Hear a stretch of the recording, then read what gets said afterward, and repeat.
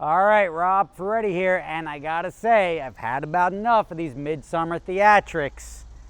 Ferrari, and you can't really tell right now, but it got hit. And I'm sort of tired of this because this one wasn't even a customer. This one happened right here in front of the shop. How did it happen? Watch this.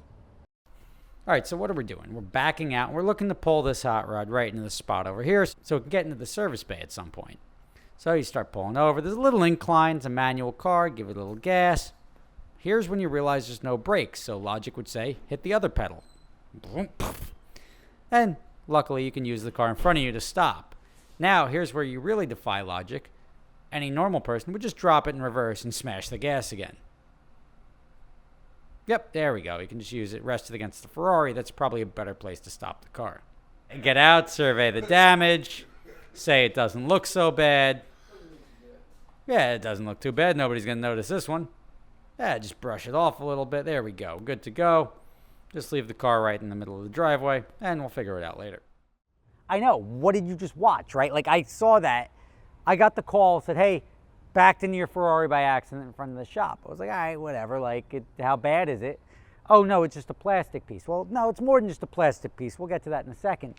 But then I saw the video, right? And I just don't understand what happened. Like, the story was that the brakes failed, and the guy crashed into the car in front. It was a nice Range Rover.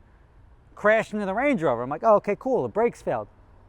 Then he drops it in the reverse, and then crashes into the Ferrari. I'm like, what were you? If the brakes fail, once you come to a stop, you're done. Like, you don't be like, okay, cool. Let me just leave this situation. Like, it was the ultimate brain fart. Like, I just don't understand what possesses somebody after they lose brakes and crash into something. And not only did he, like, you could tell the panic. He lost brakes and he stepped on the other pedal as if maybe he was like stepping on the clutch or something by accident, stepped on the gas and rammed forward into the car. So he gathered speed, had no brakes, and next thing you know, you're like, oh, haha, that's funny. What are you doing? Why are you going backwards? And you get this. So now, look, you look at it and you're like, oh, cool, that doesn't look that bad, Rob. It's just a Ferrari. But here's what I see. See a gap in the hood right here? See, that's not normal. You can't stick your fingers in there. This is normal, but not this. This is pushed in. This is damaged. That's damaged. Now, this may be like mostly clear bra. This whole thing is cracked. And this is supposed to look like this. That's tucked under there. It's all bowed out, meaning the whole bumper is now pushed back. And, of course, the horsey's bent. So, and you can see where this used to sit, it doesn't sit now. So it was a good shot, right? It was not just like, oh yeah, let me just swap a plastic piece. This is gonna be a $3,000 or $4,000 repair. Luckily, it's still rentable because this car went out that night, and it's July. Why does all this happen in July? Crash into it in the winter, I don't care. Right now, it's the like peak season, and this car goes out almost every day. But let's go look at the other car, and we'll see exactly what happened. I mean, you're talking like automotive ping pong here. It's like it's the worst possible scenario in an exotic car shop to have somebody playing Wreck-It Ralph. Let's go take a look. Here's the other one, right? So this is a custom car. It's a custom bodywork. So that's almost worse because this is all cracked up. That's it. There's stuff hanging out underneath. The little reverse light's broken or the tail light's broken. So there's a lot going on. That's the back.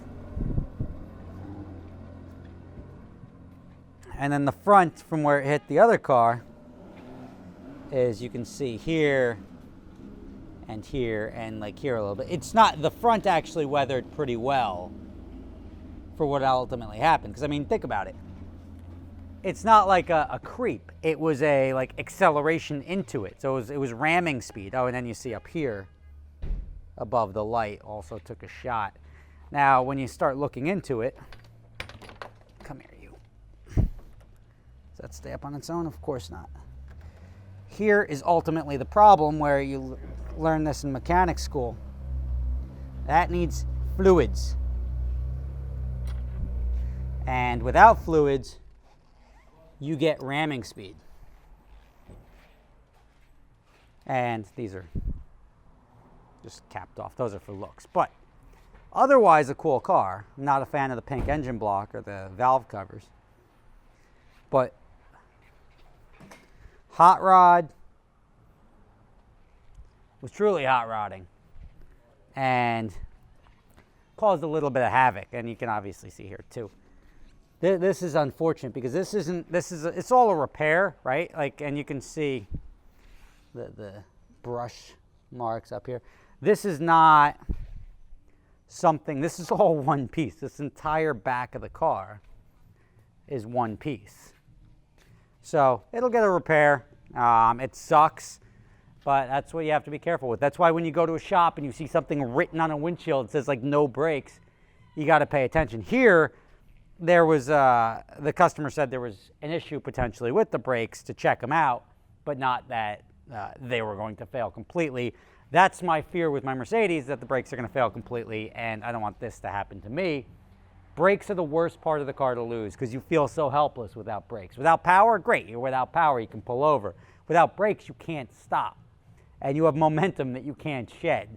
So that's the worst. But there you have it. Another car whacked up. Obviously, it's going out for this weekend. When it comes back, I'm going to block it out for a couple of days, and I'll let you know how much it costs to fix, and hopefully we get this resolved sooner rather than later. Thanks for watching. See you tomorrow.